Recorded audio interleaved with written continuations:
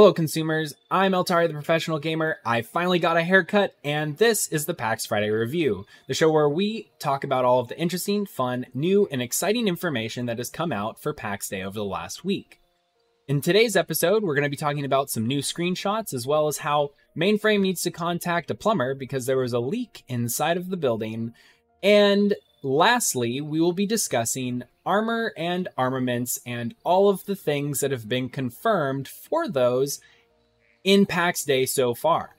We've spent a lot of time putting this information together, scouring the various nooks and crannies of the internet to get this information so that you don't have to spend the time or effort. With that being said, don't forget to like, subscribe, and share this video with any of your friends who might be interested in Pax Day, as it most certainly helps spread the word about the game, as well as our small startup channel. So let's go ahead and get into the analysis. All right, so first up, we're going to be talking about the 4 new screenshots that we've been given for this week, and the first 3 of which appear to be around the very large demon that we saw in a 22-second video from episode 8 of the Pax Friday Review. Now, in this image right here, we can see that we have 3 players who look a lot more prepared for this encounter than the 1 player did in the video. They also are equipped with several different types of weapons. This looks like just a one-handed sword, although it does seem to have a lot longer handle than what a normal one-handed sword would be. So this might actually be a great sword. I don't know. And then we also see a single-handed sword and a tight shield and then a bow, which we've actually seen several times. It appears as though these players are going to be going to engage the very large demon. And here's the demon kind of unraveling itself amongst the trees. And then we can kind of see the repercussions of their actions. It looks like Alienor is down. We can see their health bar and what looks to be their stamina bar is completely just depleted. And Jehan appears to be wielding a greatsword, is what it looks like. We can't really tell. So far, we haven't seen any greatswords. So I'm going to leave that on the 50-50. Let me know in the comments if you think this is a greatsword or if it's just halfway through an attack animation with a normal sword. That's it for the first 3 screenshots. Next, we have another screenshot. Now, this one, it was shared on YouTube in the community post Mainframe made, I think, 2 days ago or something like that. Almost all of the screenshots that they showed were actually just from the previous dungeon footage that they had shown, I believe, 2 or 3 weeks ago. And in that original set of screenshots, they did actually reveal what looks to be the first magic being used by a player. It was a fireball, it looked like, or something that was setting an enemy on fire. But here we can see what looks to be potentially magic. Now, the only reason why I'm saying it's potentially magic is because we have this, what looks to be a AOE reticle on the ground. And then you can see this smoke cloud that's forming around it. It looks kind of green, so maybe it's toxic or something like that. All right, so now we're going to go ahead and talk about some leaks.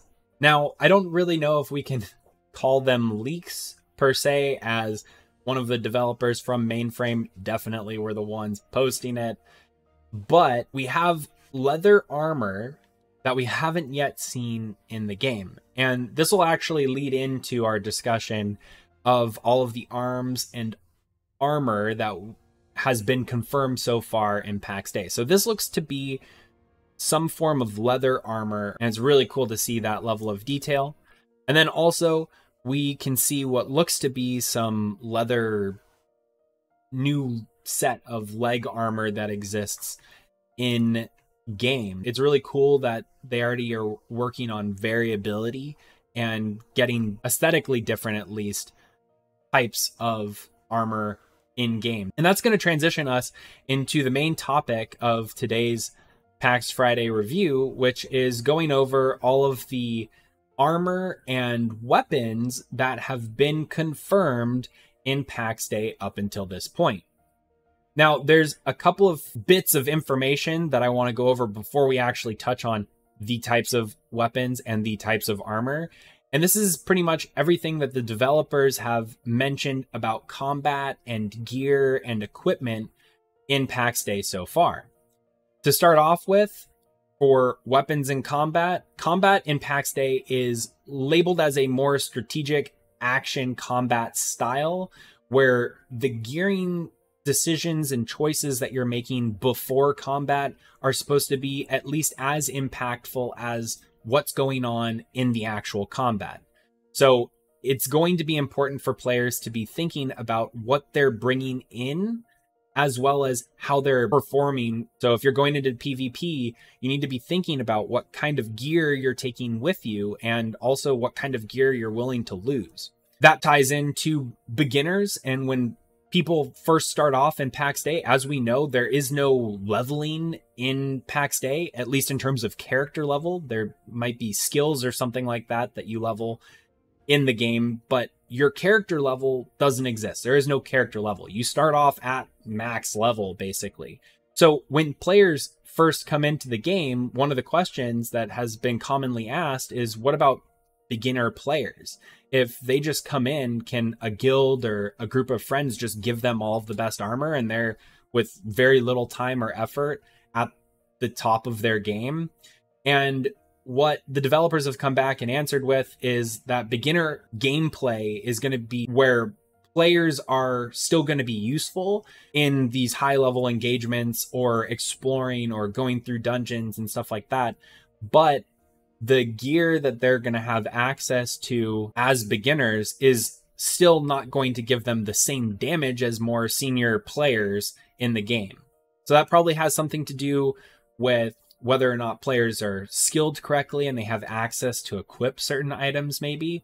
But from what I can see, it just looks like beginners will be useful in combat regardless of whether or not they started playing today versus 20 months from now. Armor and weapons will be unique, and the best types of armor will be crafted by players.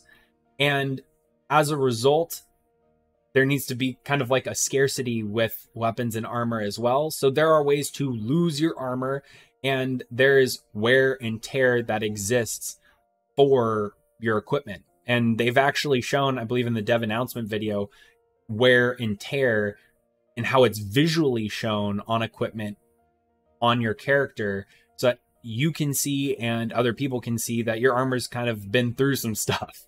In addition, there should be a lot of variability in what a player gears themselves in and or what they want to risk losing. So you're not going to be going into every fight with the best gear humanly possible.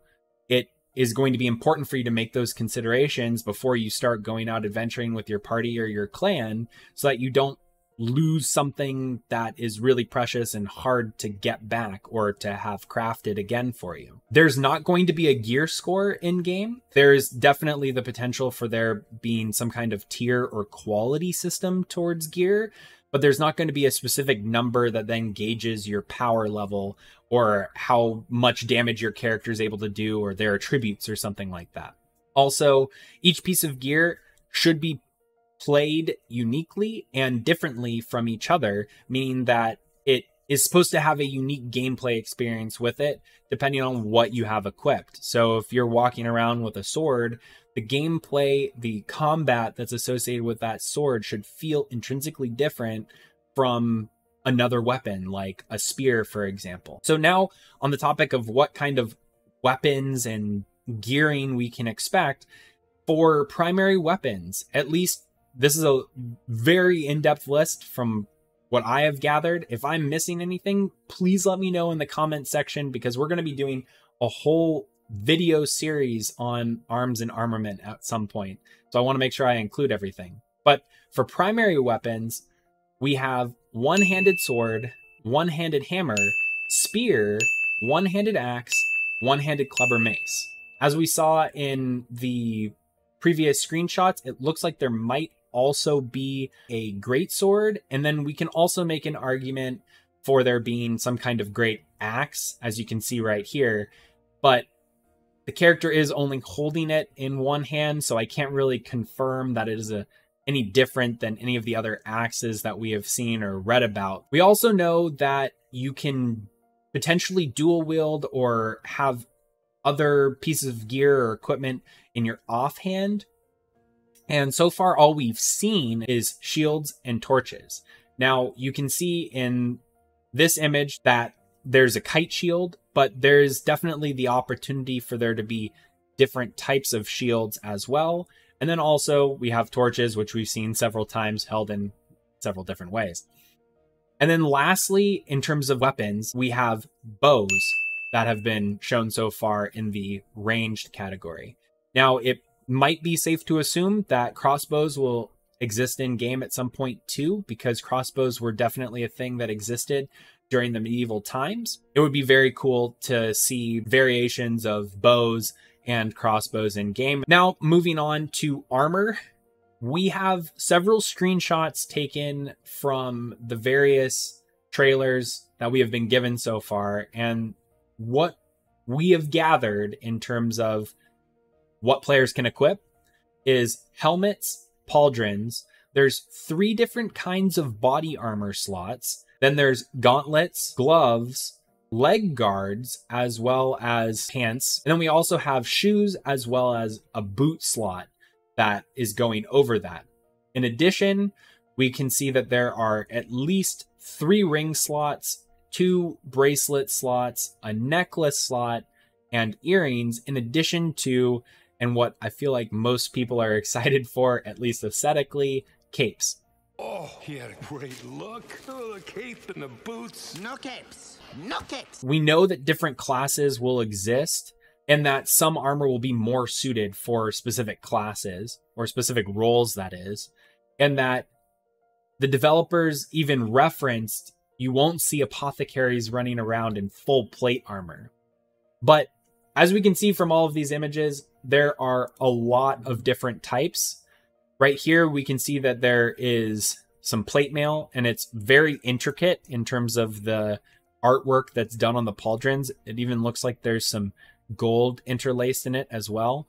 This might have something to do with either the tiering of the gear or maybe even some kind of enchantment that has to do with armor in the game. Then we have one type of leather armor that we've seen here, and it looks like this whole character is just wearing leather in their entirety. Here's a couple of examples of cloaks that are in Pax Dei. This looks like a head cover, so this would go in the helmet slot, as opposed to some of these other examples where the characters seem to be wearing capes or cloaks with the hoods down. So all in all, there are a lot of different weapons, armor slots, gear slots that exist in Pax Dei, and it is very, very exciting to see all of the different types that exist so far, at least from the screenshots that we've seen.